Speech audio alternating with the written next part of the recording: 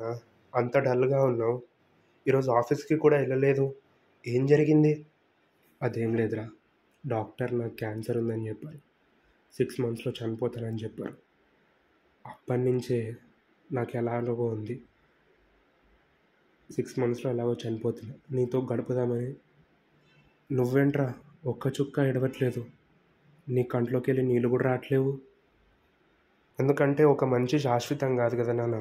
నువ్వు చనిపోతావు, రేపు నేను గూడా చనిపోతాను. కాకపోతే కొంచెం ముందు చనిపోతావు. నేను నీ తర్వాత చనిపోతా. అందుకే నాకు ఏడుపు రాట్లేదు. కానీ ఒకటే క్వెషన్, చనిపోయిన తర్వాత లైఫ్ ఉంటదా లేదా? నాకు ఒకటే అర్థం కాలేదు ఇంకోటి. నీ మొఖం, నా మొఖం సేమ్ ఎందుకున్నాయి? అంటే అనుకోవచ్చు నువ్వు నా ఫాదర్ అని. కాకపోతే సేమ్. అవును, ఈరోజు ఏంటి నువ్వు నా డ్రెస్ ఏసుకున్నావు? నా కలర్ డ్రెస్ ఏసుకున్నావు.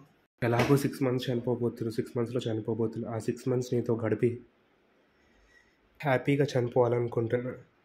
అందుకే ఈరోజు నువ్వు ఏ డ్రెస్ ఏసుకున్నావో నేను కూడా అదే డ్రెస్ ఏసుకున్నా. మనమిద్దరం ట్విన్స్ ఎలా ఉంటారో సేమ్ ఫేస్‌తో ఇద్దరు. అలాగా కొడుకు ఇంకా నాన్న అలా ఉన్నారు. కానీ నాకు చాలా బాధాకరం విషయం అమ్మ చనిపోయినప్పుడు అనిపించింది నాన్న. అమ్మ నేను పుట్టంగానే చనిపోయింది. కాబట్టి నేను అమ్మని చూడలేదు. అమ్మ ఫోటో చూస్తే ఎప్పుడు బాధపడతా. రేపు నువ్వు కూడా లేదంటే అది ఇంకా బాధాకరమైన విషయం. కానీ మనం ఏం చేయలేం గదా! సరే ఈ 6 మంత్స్ హ్యాపీగా ఎంజాయ్ చేద్దాం. నీ లాస్ట్ విష్ ఏమైనా ఉందా?